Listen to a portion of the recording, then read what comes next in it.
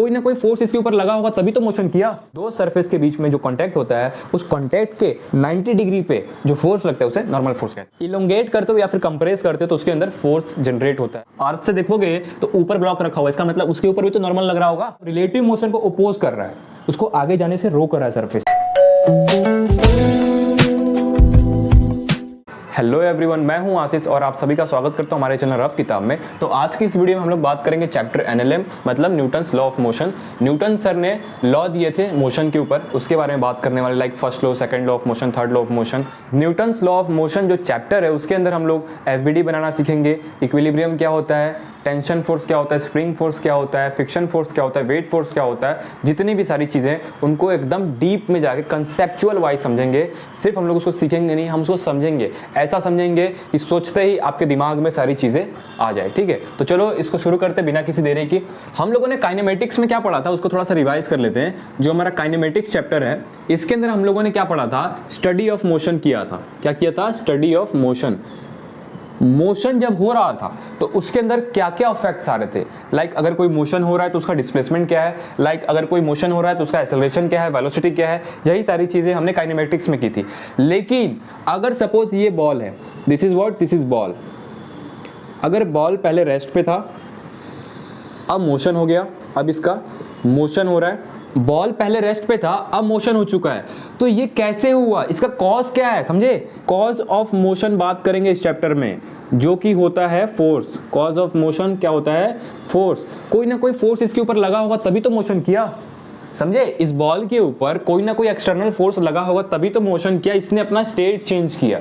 Basically क्या किया, rest पे था, मोशन पे आ गया, इसने अपना स्टेट चेंज किया। हम लोग इस चैप्टर में बात करेंगे कॉज ऑफ मोशन के ऊपर, जो कि फोर्स होता है। ठीक है, अच्छा फोर्स क्या होता है आप लोगों को मालूम तो होगा फोर्स क्या होता है। मैंने इसको धक्का दिया, फोर्स लग रहा है, लेकिन डिफाइन कैसे करोगे? देखो, इट इज पुल और पुश फॉर्म ऑफ एक्सटर्नल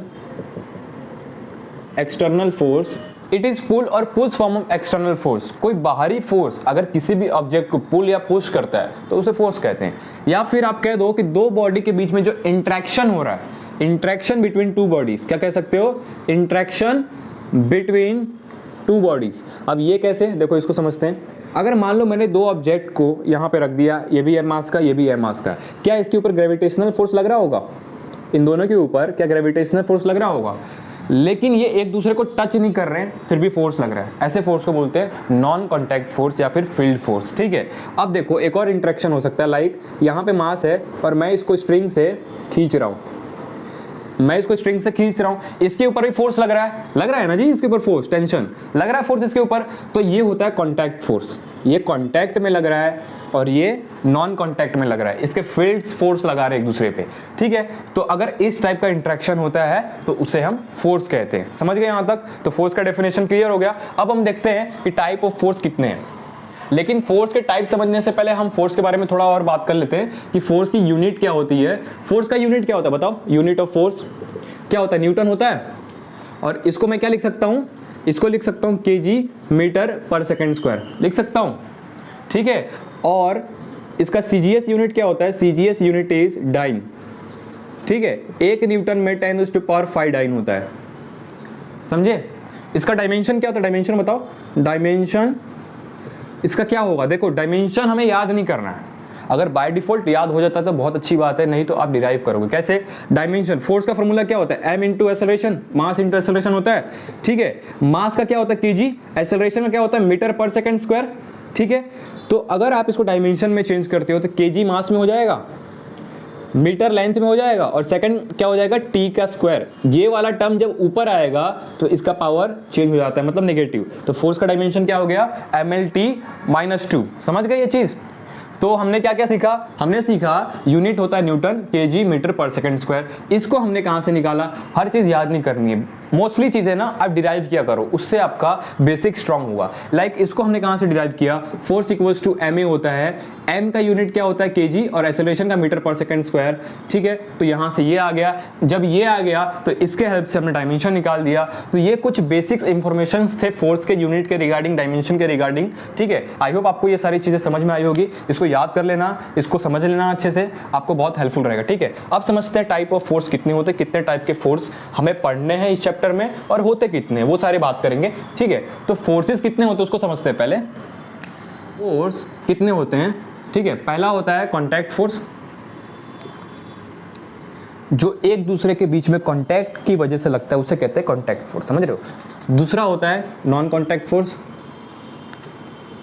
ठीक है। नॉन कॉन्टैक्ट फोर्स का मतलब होता है एक दूसरे के कॉन्टैक्ट में नहीं है फिर भी फोर्स लगा रहे हैं, लाइक ग्रेविटेशनल फोर्स, एक दूसरे के कॉन्टैक्ट में नहीं होते फिर भी फोर्स लगाते हैं एक दूसरे पे, ठीक है। उसके बाद आता है हमारा न्यूक्लियर फोर्स। न्यूक्लियस के बीच में लगने वाला फोर्स क्या होता है, न्यूक्लियर फोर्स होता है। एटम के अंदर क्या होते हैं, न्यूक्लियस होते हैं। न्यूक्लियस के अंदर क्या होते हैं, न्यूट्रॉन प्रोटॉन होते हैं, वो एक दूसरे पे फोर्स लगाते हैं, वो एक दूसरे पे फोर्स लगाते हैं। तो न्यूक्लियस के अंदर जो फोर्स लगता है उसे हम न्यूक्लियर फोर्स कहते हैं, ठीक है। ये बहुत स्ट्रांग फोर्स है। उसके बाद आता है वीक फोर्स। वीक फोर्स क्या होता है, दो एटम के बीच में जो फोर्स लगता है, ठीक है, उसे वीक फोर्स कहते हैं। ये चीज आप केमिस्ट्री में आगे पढ़ोगे, ठीक है। तो फोर्स हमारे इतने टाइप के होते हैं। अब इसके अंदर देखो हमारे पास जो कॉन्टैक्ट फोर्स है, इसके अंदर कौन कौन से फोर्स आते हैं उसको समझते हैं, ठीक है। तो पहला आ जाएगा टेंशन, टेंशन फोर्स। अगर आप स्ट्रिंग को खींचते हो तो एक दूसरे के बीच में कांटेक्ट भी है और फोर्स लग रहा है स्ट्रिंग में, स्ट्रिंग के अंदर जो फोर्स लगता है उसको टेंशन फोर्स कहते हैं, ठीक है। इसके बाद आता है नॉर्मल। दो सरफेस के बीच में जब कांटेक्ट होता है तो उस सरफेस के परपेंडिकुलर जो कंपोनेंट लगता है, जो फोर्स लगता है, उसे हम नॉर्मल फोर्स कहते हैं। दो सरफेस के बीच में जो कांटेक्ट होता है उस कांटेक्ट के 90 डिग्री पे जो फोर्स लगता है उसे नॉर्मल फोर्स कहते हैं, ठीक है। उसके बाद आता है अपना spring force. Spring force, spring को अगर खींचते हो या फिर उसको दबाते हो, समझ रहे हो, इलोंगेट करते हो या फिर कंप्रेस करते हो तो उसके अंदर फोर्स जनरेट होता है, ठीक है। उस फोर्स को बोलते हैं स्प्रिंग फोर्स। चौथा होता है फ्रिक्शन। फ्रिक्शन फोर्स, अगर आपके पास रफ सरफेस है और ऑब्जेक्ट का मोशन हो रहा है तो उसके अपोजिट डायरेक्शन में जो फोर्स उसके रिलेटिव मोशन को अपोज करता है उसको फ्रिक्शन फोर्स कहते हैं, ठीक है। तो ये चार फोर्स थे इसके अंदर। अब बात करते हैं नॉन कॉन्टैक्ट फोर्स। इसके अंदर पहला आता है ग्रेविटेशनल फोर्स। ये जो ग्रेविटेशनल फोर्स है इसको आप लोगों ने पहले भी पढ़ा होगा, क्या होता है ग्रेविटेशनल, क्लास जूनियर क्लास में भी आता है, थोड़ा बहुत इंफॉर्मेशन रहता है ग्रेविटेशनल क्या होता है। दो मास के बीच में जो फोर्स लगता है उसको ग्रेविटेशनल फोर्स बोलते हैं, वो बहुत स्मॉल होता है, ठीक है। इसके बाद बात करेंगे electromagnetic, electromagnetic force. Electromagnetic force ये हमारा 12th का चैप्टर है। उसके बाद बात करेंगे मैग्नेटिक फोर्स, इसको भी हम 12th के लिए छोड़ेंगे अभी, ठीक है। अब देखो ये सारे फोर्स में से हमें इस Newton's law of motion chapter के अंदर कौन कौन से फोर्स के बारे में स्टडी करना है उसको समझते हैं, ठीक है। इसके अंदर आपको स्टडी करना है वो फोर्स है टेंशन, स्टडी करेंगे इस चैप्टर के अंदर, नॉर्मल के बारे में स्टडी करेंगे, स्प्रिंग के बारे में स्टडी करेंगे, फ्रिक्शन के बारे में स्टडी करेंगे, एक और फोर्स है वो है वेट फोर्स, उसके बारे में हम स्टडी करेंगे इसके अंदर। वेट फोर्स क्या होता है, कोई भी चीज़ अगर ग्रेविटी पे है और उसका मास m है, ठीक है, तो जो फोर्स लगता है उसके ऊपर डाउनवर्ड डायरेक्शन में mg फोर्स, उसको वेट फोर्स कहते हैं, ठीक है। ये सारी चीज़ें आज के इस वीडियो में हम लोग बात करेंगे, अच्छे से बात करेंगे, एक एक फोर्स को अच्छे से डिफाइन करेंगे, अच्छे से समझेंगे, इसके सारे कंसेप्ट को समझेंगे कि कैसे और क्यों और कहाँ लगता है ये सारे फोर्सेस। यहाँ पर जो ग्रेविटेशनल फोर्स है ना, ये फोर्स को हम 11th में ही स्टडी करेंगे, लेकिन इस चैप्टर में स्टडी नहीं करेंगे इसको 11th क्लास में ही पूरा चैप्टर है ग्रेविटेशनल, उसके बारे में बात करेंगे। और ये दोनों चीज़ें 12th में पढ़ोगे आप इसको, और इसको भी आप 12th में पढ़ोगे। तो अभी जो हमें पढ़ना है वो ये सारी चीज़ें हैं, इनके बारे में बात करेंगे अच्छे से, एक एक के बारे में अच्छे से बात करेंगे, डीपली जाके आखिर में फोर्स कैसे और कहाँ लगता है। अगर आपको थोड़ा सा भी डाउट होगा तो वो डाउट आपको ये वीडियो देखने के बाद पूरा क्लियर हो जाएगा। इसके एफबीडी ड्रॉ करेंगे, इन सारे फोर्स को एक एक करके अच्छे से समझते हैं, ठीक है। चलो तो हमारा सबसे पहले है नॉर्मल। नॉर्मल फोर्स को पहले समझते हैं कि क्या होता है, ठीक है, ठीक है। इस फोर्स को समझने से पहले एक एग्जांपल लेता हूं। तो नॉर्मल फोर्स देखो क्या होता है, अगर कोई भी सरफेस पे एक ऑब्जेक्ट रखा हुआ, मान लो m मास का रखा हुआ है, तो ये सरफेस, ये जो सरफेस है इसके कांटेक्ट में ये सरफेस के 90 डिग्री पे जो फोर्स लगेगा वो नॉर्मल होगा, समझ रहे हो।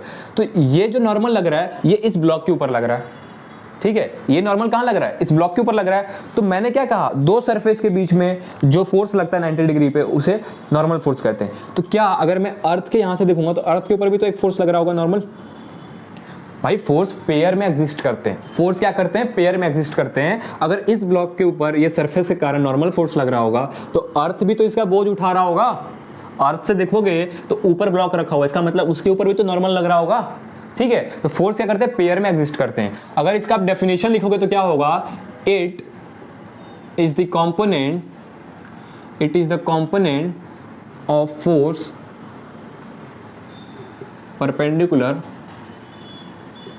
perpendicular to the surface. It is the component of force perpendicular to the surface. दो सरफेस के बीच में जब कांटेक्ट आता है तो उसके सरफेस के 90 डिग्री पे जो फोर्स लगता है उसे हम नॉर्मल फोर्स कहते हैं। तो कुछ हम लोग डायग्राम से समझेंगे कि नॉर्मल फोर्स कहाँ और कैसे लगता है।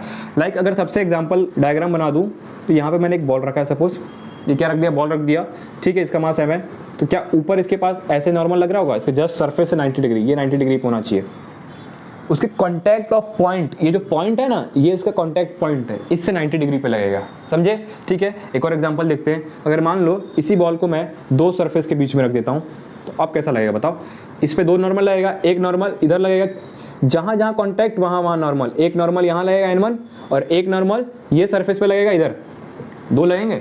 दो सरफेस के बीच में कांटेक्ट है तो दो नॉर्मल हमारा बना। ठीक है, ओके। एक और एग्जांपल देखते हैं। अगर कोई इंक्लाइन प्लेन है, इसके ऊपर mg फोर्स यहाँ लग रहा होगा, नीचे mg लगता है। ठीक है, और नॉर्मल कहाँ लगेगा? देखो इसका कांटेक्ट देखना, कांटेक्ट क्या है? यहाँ है कांटेक्ट, एक लाइन खींच दो, यहाँ पे कांटेक्ट बन गया, इसके 90 डिग्री पे फोर्स मार दो, वो नॉर्मल होगा। समझ रहे हो ये सारी चीज़ को? अब चलो एक आपको बहुत अच्छा एग्जाम्पल देता हूँ। ठीक है, इसको आप समझना। ये ब्लॉक है, इसका मास है 2 kg। क्या है? 2 kg। इसके ऊपर फोर्स लग रहा है F which is equals to 20 newton. ठीक है, यहाँ पे स्मॉल g की वैल्यू दे रखी है 10 मीटर पर सेकंड स्क्वायर। अब मुझे आप बताओ कि इसके अंदर नॉर्मल की वैल्यू कितनी आएगी? अगर आप निकाल सकते हो तो नीचे कमेंट करके बताना इसका सॉल्यूशन क्या होगा। ठीक है, देखो इसके अंदर क्या होगा। अब जैसे 2 kg तो रखा हुआ है इसके ऊपर, तो इसका वेट लग रहा होगा नीचे 2 × g विच इज 20 न्यूटन लग रहा होगा, और ऊपर भी 20 न्यूटन फोर्स है। तो कॉन्टैक्ट कहाँ है? इन दोनों के बीच में। अगर दोनों इक्वल फोर्स लग रहा है तो नॉर्मल फोर्स जो इस पे लगेगा उसकी वैल्यू 0 हो जाएगी ना। बॉडी रेस्ट पे है, दोनों साइड इक्वल फोर्स लग चुका है, एक्स्ट्रा फोर्स नॉर्मल लग ही नहीं सकता। एक्स्ट्रा फोर्स नॉर्मल लगेगा तो बॉडी का स्टेट चेंज हो जाएगा, मोशन हो जाएगा, बट ये रेस्ट में है, इसलिए ऐसे केस में नॉर्मल की वैल्यू 0 होती है। समझे? एक और एग्जांपल लेते हैं, इसको समझते हैं और अच्छे से। सबसे ज़्यादा प्रॉब्लम होता है ऐसे एग्जाम्पल में, जो एग्जाम्पल मैं आपको आगे देने वाला हूँ। ये एक ब्लॉक रखा हुआ और ये इसके ऊपर एक और ब्लॉक रखा हुआ है। ठीक है, ये सरफेस पे रखा हुआ है, इसका कैपिटल M है, इसका स्मॉल m है। इसके अंदर बेसिक FBD बनाना है तो वो मैं आपको बना के दिखा देता हूँ। अगर आपको समझ में नहीं आता तो रुक जाओ, आगे मैं चल के FBD को बहुत अच्छे से समझाने वाला हूँ। इसी वीडियो में FBD के बहुत सारे एग्जाम्पल्स भी दूंगा, तो डोंट वरी। ठीक है, तो देखो अगर इसका FBD बनाते हो तो स्मॉल m का अगर मैं FBD बनाता हूँ तो देखो क्या बनेगा। ऊपर क्या लग रहा है? नॉर्मल लग रहा है। अभी इसका कांटेक्ट ये सरफेस में है, तो ऊपर क्या लग रहा होगा? नॉर्मल। ठीक है, नीचे क्या लग रहा होगा? देखो स्मॉल m × g, यही फोर्स है इसके ऊपर, और कोई फोर्स है इसके ऊपर? नहीं है। कैपिटल M देखो, कैपिटल M का अगर आप बनाते हो तो नीचे क्या लगेगा? कैपिटल M × g लगेगा, ऊपर क्या लगेगा? Normal N1। अब यहाँ पे N लिखा, यहाँ पे N1 क्यों लिख दिया? बहुत सारे बच्चों को डाउट होता है कि यहाँ पे N क्यों लिखा हुआ, यहाँ पे N1 क्यों लिखा हुआ। देखो अब जैसे ये सरफेस पे सिर्फ स्मॉल m है, तो जितना mg नीचे लगाएगा उसके हिसाब से नॉर्मल ऊपर लगेगा ना, सिर्फ एक ही मास है ना। अब आप नीचे जाओगे तो वेट तो बढ़ गया ना, इसका ऊपर वाले का भी वेट आ गया, इसका भी वेट आ गया, तो नॉर्मल की वैल्यू चेंज हो गई ना। नहीं समझे? नॉर्मल की वैल्यू चेंज हो गई ना। अब दोनों मास एक साथ हैं, अब पहले एक ही था, अब दो हो गए, इसलिए हमने n और n1 लिख दिया, दोनों के लिए डिफरेंट वैल्यूज होगी। ठीक है, अब देखो, अब यहाँ पे अगर जनरली आप सोचो तो एक तो mg इसका लग रहा होगा और एक mg इसका भी तो लग रहा होगा। नीचे डाउनवर्ड फोर्स 2 है ना, तो उसको हम क्या करेंगे? ठीक है, तो यहाँ पर मैं n लिख सकता हूँ क्योंकि यही नॉर्मल डाउनवर्ड लग रहा होगा, पेयर में एग्जिस्ट करता होगा। यहाँ पे पेयर ये दोनों का एग्जिस्ट करेगा, एक ऊपर लग रहा है तो एक नीचे लग रहा है। n की वैल्यू क्या होगी? Small m × g। तो इस तरीके से जब कांटेक्ट होते हैं एक दूसरे के बीच में तो ऐसे FBD बनाना है आपको। थोड़ा सा सोचना है बेसिक से कि यहाँ पे क्या हो रहा है। दो ऑब्जेक्ट के बीच में अगर कांटेक्ट है तो वहाँ पे दो नॉर्मल फोर्स लगते हैं। ठीक है, पेयर में लगते हैं, एक ऊपर लगेगा एक नीचे लगेगा, नीचे वाला ये रहा, ऊपर वाला ये रहा, इसकी वैल्यू इसके बराबर होगी। ठीक है, तो ये सारे बेसिक से कंसेप्ट है। आई होप आपको ये समझ में आया होगा। ठीक है, अब चलो आगे बढ़ते हैं। नॉर्मल फोर्स आपको समझ में आ गया जी? नॉर्मल फोर्स आपको समझ में आ गया? अब हम करेंगे टेंशन फोर्स। नो टेंशन, कोई टेंशन नहीं होता है, जितने मार्क्स आएंगे जो भी होगा देख लेंगे, कुछ नहीं, जो होगा अच्छा होगा। ठीक है, इसलिए टेंशन नहीं लेना, अपने को टेंशन फोर्स पढ़ना है। ओके, तो देखो टेंशन फोर्स क्या होता है, जब हम किसी भी स्ट्रिंग को खींचते हैं, जब आप किसी भी स्ट्रिंग को खींचोगे तो उसके अंदर टेंशन फोर्स डेवलप होता है, उसके अंदर टेंशन फोर्स डेवलप हो जाता है स्ट्रिंग के अंदर। कैसे? सपोज मान लो यहाँ पे एक ब्लॉक है, फिजिक्स में एग्जाम्पल से जाओगे ना तो हर एक चीज़ आपको समझ में आएगी। डेफिनेशन याद मत करो, एग्जाम्पल समझ के डेफिनेशन बनाओ। समझ रहे क्या बोल रहा हूँ? एग्जाम्पल्स को समझो, फिर उसके हिसाब से डेफिनेशंस बना दो। डेफिनेशंस याद करके एग्जाम्पल नहीं देना, अपने को क्या करना है, एग्जाम्पल समझ के डेफिनेशन बना देने हैं। ऐसे आप बहुत सारे डेफिनेशन बना सकते हो, ठीक है। ओके, तो देखो यहाँ पे एक स्ट्रिंग है, अब इसके अंदर टेंशन 0 है। क्यों? क्योंकि ये ढीला है, ये सो खींच नहीं रहा है, अभी ढीला है, जस्ट उसने हाथ में ऐसे ऐसे किया हुआ है, ठीक है, तो टेंशन 0 है। अब यहाँ पे एक और बच्चा उसी स्ट्रिंग को खींच रहा है, मतलब ये क्या कर रहा है, खींच रहा है। यहाँ पे टेंशन की वैल्यू नॉट इक्वल टू 0 होगी, यहाँ पे टेंशन 0 होगा, यहाँ पे नॉट इक्वल टू 0 होगा, ठीक है। समझ रहे हो? हम डायग्राम के हिसाब से समझेंगे कि टेंशन फोर्स का डायरेक्शन क्या होता है और टेंशन फोर्स कैसे कैसे लगता है, ठीक है। पहला डायग्राम बनाता हूँ कुछ इस तरीके से। देखो ये नीचे एक m मास का ऑब्जेक्ट है, ऊपर स्ट्रिंग है। हमेशा ऑब्जेक्ट से जहां पे निकालना है टेंशन, आपको ऊपर वाले स्ट्रिंग में निकालना है, ऊपर देखना है, और ये जो ऑब्जेक्ट इससे अवे डायरेक्शन में टेंशन लगेगा। ऑब्जेक्ट पे खड़े होकर देखा करो कौन से स्ट्रिंग में निकालना है, ऑब्जेक्ट के अवे डायरेक्शन, उससे दूर भागता हुआ जो डायरेक्शन है उसमें फोर्स लगेगा, वो टेंशन का डायरेक्शन होगा। समझे क्या बोल रहा हूँ? जैसे ये पेन है, हाथ में ले लिया करो पेन, ये स्ट्रिंग में मुझे टेंशन निकालना है तो डायरेक्शन क्या होगा, देखो इस पेन के ढक्कन को मैं क्या करूंगा, ऐसे रखूंगा, ये वाले स्ट्रिंग में निकालना है, ऐसे खोलूंगा तो कहाँ गया, ऊपर, ऊपर गया, इसका मतलब अवे फ्रॉम ऑब्जेक्ट, ऐसे निकालना है, ठीक है। अब जैसे मान लो एक और एग्जांपल देता हूँ, यहाँ पे एक पुली है, यहाँ पे एक और मास है और यहाँ पे एक और मास है। अब देखो क्या हो रहा है, ये मास है, ऑब्जेक्ट पे खड़ा होकर देख रहा हूँ, इस स्ट्रिंग में निकालना, अवे द डायरेक्शन होगा, away from the object direction होगा, मतलब टेंशन ऊपर, यहाँ से भी ऊपर। समझे ये चीज़ को? आ गया आपको डायरेक्शन निकालना, ठीक है। ओके, अब मुझे एक बात बताओ, ये बहुत इंपॉर्टेंट चीज़ है, इसको समझेंगे अभी। अगर ये 2 kg का मास है, यहाँ से एक फोर्स लग रहा है 20 न्यूटन का, तो इसके अंदर टेंशन कितना होगा बताओ?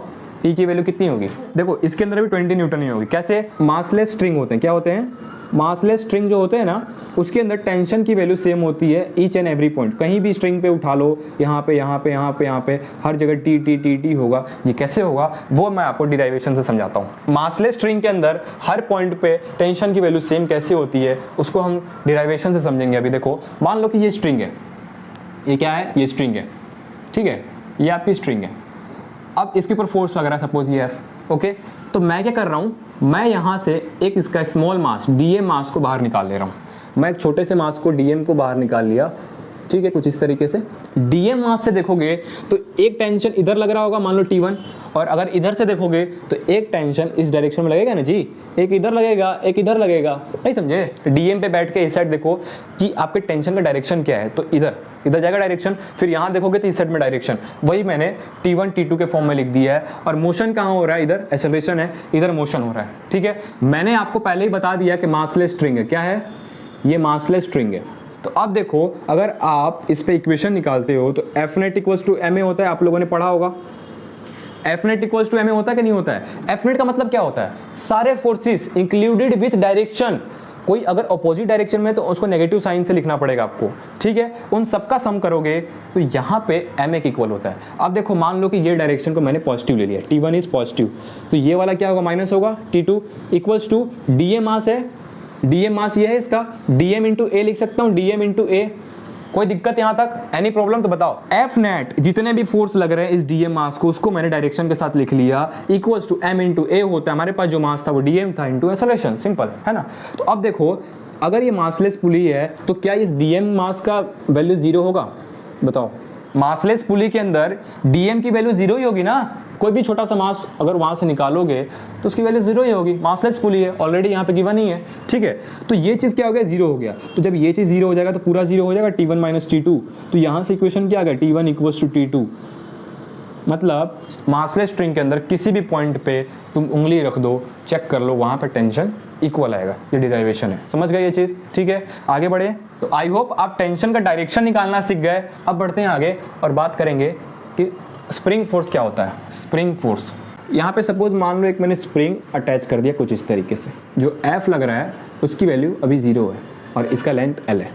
क्या इसके ऊपर फोर्स लग रहा होगा? ये तो इसका ओरिजिनल स्टेट है, ओरिजिनल स्टेट है, तो इसके ऊपर फोर्स नहीं लग रहा होगा। हम जब इस स्ट्रिंग को या तो कंप्रेस करेंगे या इलोंगेट करेंगे, मतलब खींचेंगे या फिर दबाएंगे, तो इसके अंदर फोर्स जनरेट होगा, उसी फोर्स को बोलते हैं स्प्रिंग फोर्स। देखो सपोज मैंने इस स्ट्रिंग को इलोंगेट कर दिया, मतलब थोड़ा सा एक्सटेंड कर दिया, L + x मान लो, इसको मैंने एक्सटेंड कर दिया, x डिस्टेंस ज़्यादा मैंने इसको इलोंगेट कर दिया, खींच दिया, तो अब जो इसके ऊपर फोर्स लगे वो होगा -kx।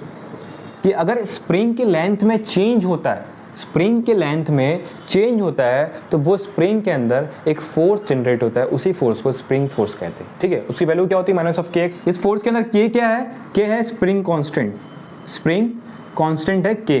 इसको हम लोग स्टिफनेस कांस्टेंट भी कहते हैं, स्टिफनेस कांस्टेंट। इसका यूनिट क्या होता है? इस k का यूनिट क्या होता है? देखो न्यूटन पर मीटर। ये मैंने कैसे निकाला? देखो F = -kx है, k की यूनिट निकालनी है, x को यहाँ भेज दो तो F/x हो गया, F/x हो गया। F का यूनिट होता है न्यूटन और x का होता है मीटर, इसीलिए न्यूटन मीटर। ठीक है, तो ये हमारे पास क्या था? स्प्रिंग फोर्स था। मतलब अगर स्प्रिंग के लेंथ में चेंज आता है तो उसके अंदर स्प्रिंग फोर्स जनरेट होता है, जिसकी वैल्यू होती है -kx। k क्या होता है? स्प्रिंग कांस्टेंट, उसको स्टिफनेस कांस्टेंट भी कहते हैं। अब बात करेंगे फ्रिक्शनल फोर्स क्या होता है। ये फ्रिक्शन फोर्स क्या करता है? देखो समझो इसको, अगर ये बॉडी मोशन कर रहा है इधर, तो इसके ऑपोजिट डायरेक्शन में एक फोर्स लगता है, इसके रफ सरफेस की वजह से इसके रिलेटिव मोशन को ओपोज करता है, रेजिस्ट करता है, उसको हम लोग क्या बोलते हैं? Friction force. मतलब रिलेटिव मोशन को ओपोज कर रहा है, उसको आगे जाने से रोक रहा है सरफेस, समझे? वो फोर्स क्या होता है? Friction force. क्या लिख सकता हूं? इट इज रेजिस्ट और ओपोज रिलेटिव मोशन।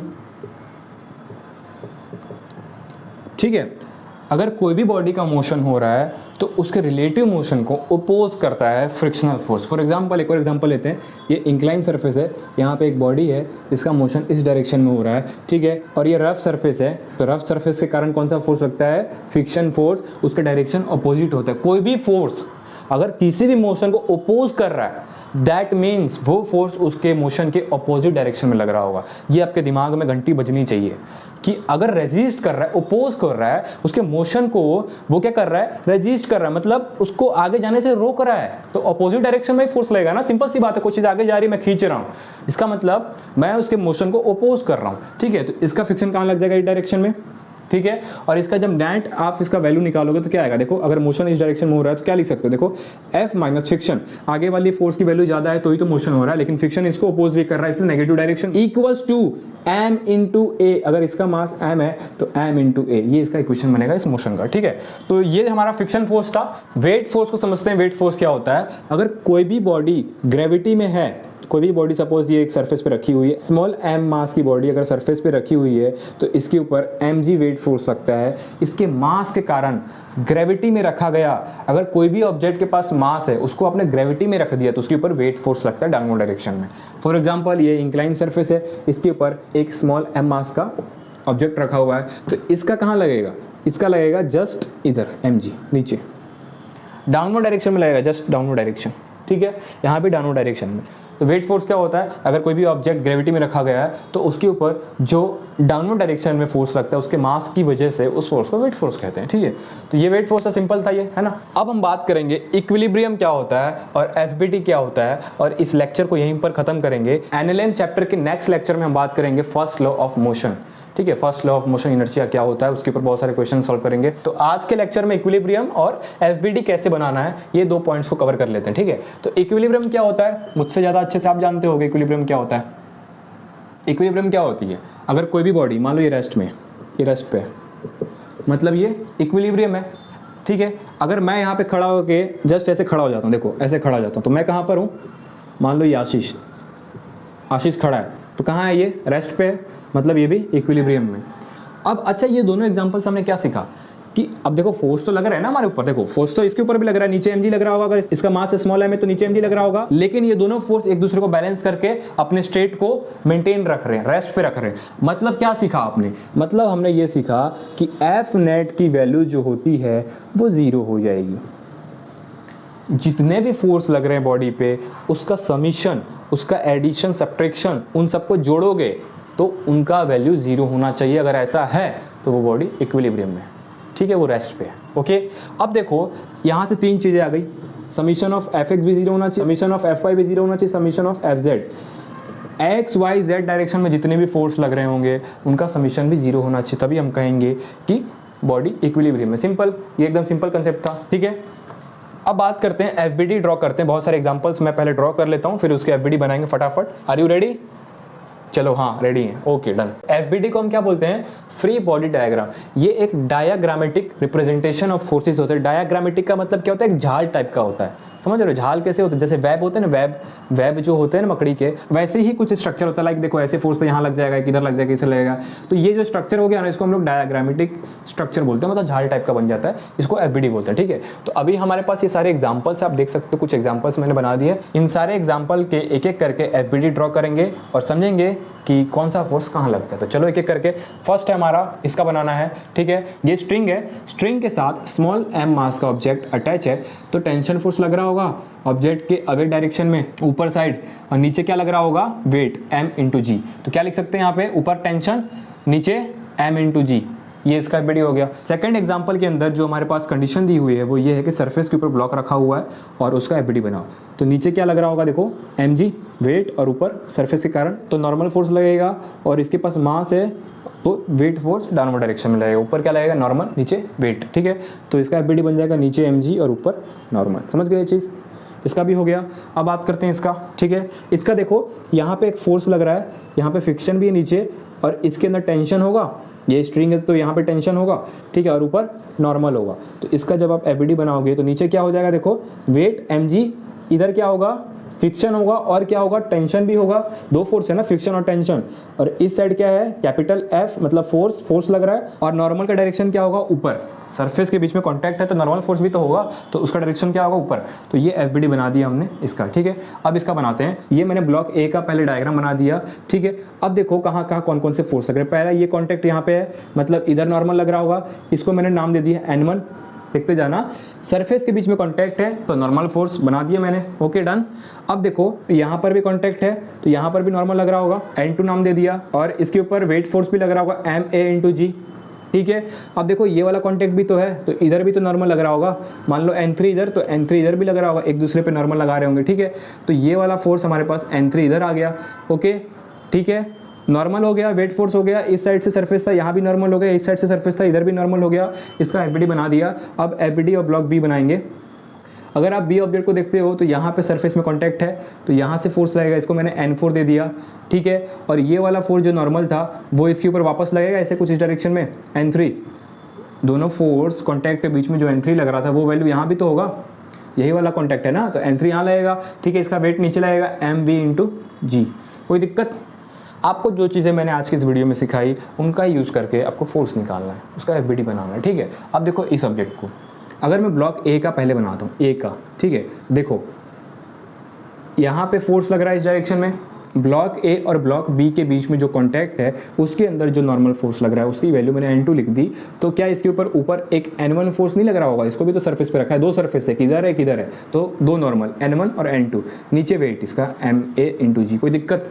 दो सरफेस के बीच में कांटेक्ट थे, मतलब दो नॉर्मल, एक का डायरेक्शन इधर, एक का डायरेक्शन ऊपर। सरफेस के ऊपर डायरेक्शन में 90 डिग्री पे नॉर्मल लगता है, तो वही मैंने ड्रॉ कर दिया, आपका एफबीडी बन गया, ठीक। ब्लॉक बी को देखोगे, N2 फोर्स जो इस कांटेक्ट में ब्लॉक ए के ऊपर लग रहा था वही फोर्स ब्लॉक बी के ऊपर भी तो लग रहा होगा, N2, ठीक है। नीचे में क्या लग जाएगा? इसका वेट mb इंटू जी। और यहाँ पर भी सरफेस है, यहाँ पर भी कॉन्टैक्ट है, समझ रहे हो? यहाँ पर भी कॉन्टैक्ट है, तो यहाँ लग जाएगा N3, मान लो N3 लग गया, ठीक है। और यहाँ पर भी कॉन्टैक्ट है तो ऊपर क्या लग जाएगा इसके ऊपर? N4।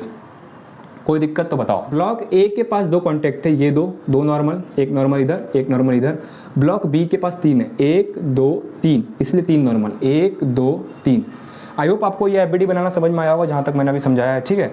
ये देखो लास्ट एग्जाम्पल है हमारा, ये एक ब्लॉक ए है तो टेंशन ऊपर लग रहा होगा, इसके ऊपर भी ऊपर टेंशन लग रहा होगा। इसका एफबीडी बनाओगे तो नीचे क्या हो जाएगा? ma इंटू जी, ऊपर टेंशन हो गया, दो ही फोर्स लग रहे हैं, वेट और टेंशन। इसका भी अगर आप बनाते हो तो mb इंटू जी, ऊपर टेंशन, ठीक है। समझ गए ये सारी चीजें जो मैंने आपको आज सिखाई, ठीक है। तो कुछ इस तरीके से आप हर एक एग्जांपल का एफबीडी फ्री बॉडी डायग्राम बना सकते हो और इजीली क्वेश्चन सॉल्व कर सकते हो, एक्सेलरेशन निकाल सकते हो, फोर्स निकाल सकते हो, फ्रिक्शन फोर्स निकाल सकते हो। जो भी आपको निकालना होगा पहले एफबीडी ड्रॉ करना है, एनालाइज करना है कौन सा फोर्स कहाँ लग रहा है, ठीक है। उसके हेल्प से आप सारी चीजें निकालोगे। न्यूटन्स लॉ ऑफ मोशन का जो नेक्स्ट वीडियो आएगा उसके अंदर first law of motion inertia को बहुत अच्छे से समझेंगे, उसके एग्जाम्पल सॉल्व करेंगे, उसके क्वेश्चन, उसके PYQ JEE main JEE advance में जो आया था उसको सॉल्व करेंगे, समझेंगे बहुत अच्छे तरीके से। तो आज के वीडियो में बस इतना ही, मिलते हैं आपसे किसी नए वीडियो में, तब तक के लिए keep learning, keep smiling, bye bye. Thank you so much for watching this video, bye.